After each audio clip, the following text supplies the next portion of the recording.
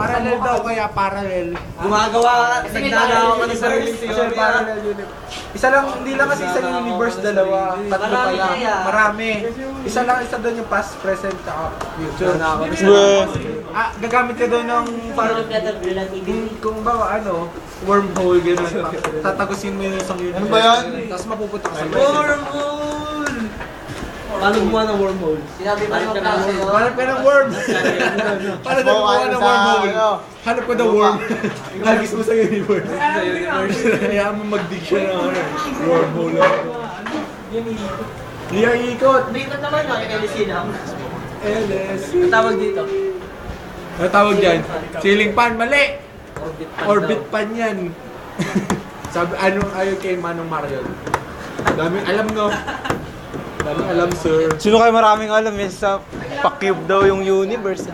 Ikaw naman, ha? Pakiyog daw ang universe, bakit universe yan? Ay, ano shape universe? Pakiyog! May shape ba yan? Pakiyog! Pakiyog kaya yun. Kaya! Unang-una nga square eh. 2D. Pag 2D. spaceship, wala na. Tangin na flat. Tapos, Maniniwala pa ako rectangular. Solid. kala mo na square. Pero hindi, cube yun. Nakita mo na ba yung universe? O naman, tingin ko doon. Universe nga tayo. Kaya pumunta, Doming. Magbabar tayo oy. Okay. Wala ka mo, sir! Marami ka ba? Gusto mo lang sabihin ba kung 50? Pinaprint ko IP. Wala pa, kakarating ni ate. Nagre-release pa nga. Gatinintay mo na, maaga pa naman eh.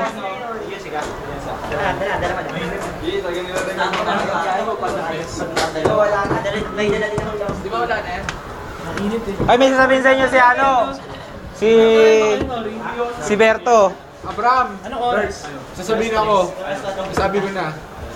Ang corny mo talaga. Tangin na, sabi mo bago butik ka rin. Ano? Ano shape ng universe? Circle daw eh. Ano shape ng universe? Circle. Shaky pa, slow. Sige, iiwan natin dyan. Domeng, Ano yung labas ng universe? ano shape ng Eh, universe? pinag-aaralan na nga niya, may theory na siya. May theory kaya ako. Pag nasulat na yung pangalan ko sa... Theory walang basehan. Pakatin mo daw T-square. Basehan yung kanyang theory lang din. Kung ikaw yung nagbase sa theory ko, baka makatotohanan kayo theory. theory mo? Ano, ang mundo ay sasabog sa oras na ikaw ay makarating sa dulo ng mundo. Wait, Robert! Sino favorite mo karakter sa Dota? Sila Bear. Ako si Sven. Bakit? Bakit? Pinoy yun eh, Pinoy. Weh! Ganon? Sayang kaya yun, laki ng katawan. Nagiging orange pa, ano? Dodota ka rin ba? Experience is the best teacher. Kuya Jobert. Parang teacher lang, hindi dami nagtatanong eh. Ay, baka tanongin mo ako! Sino kaya invento ng T-square? T-square? Si Robert Square. Wow, ka pa. Sino? Taylor Square. Oh! Para shortcut na sa mga T-square. Uy, ang galing ah. Yan na. Robert yan. Ay, yan, ay. Ay, hindi Taylor Square, Taylor. Oh, di ba? Para Taylor Square. Para maging T-square. In short, T times T. So, T. Kay Berto yung pinanganak. Ang kambal na magkahiwalay ng araw. Ano ng order? Kaya nga di mo matanong. Doon na lang. Ilanggam. Ikaw na lang, yun eh. Ayan, nagkana ni Berto yun eh. Hindi ko pa alam. Alam mo ilanggam na nasa bote? Hindi nga eh. Wala kang alam. May isang langgam. Oh. Sa bote. Oh. Ang dami luto. Yung bote ano? Yung bote, ano yun? Cube.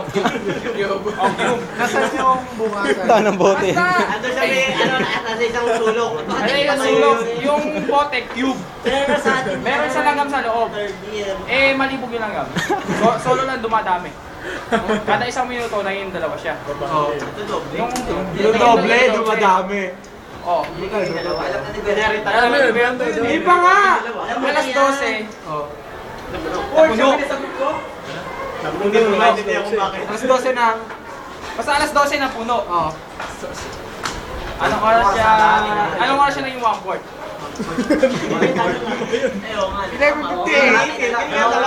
Tama ng utak, pare. Kasi na ba nga alam? Ba, 11:58? Ha? 58. Kasi na alam na. Good job, boy, totol. Ulul!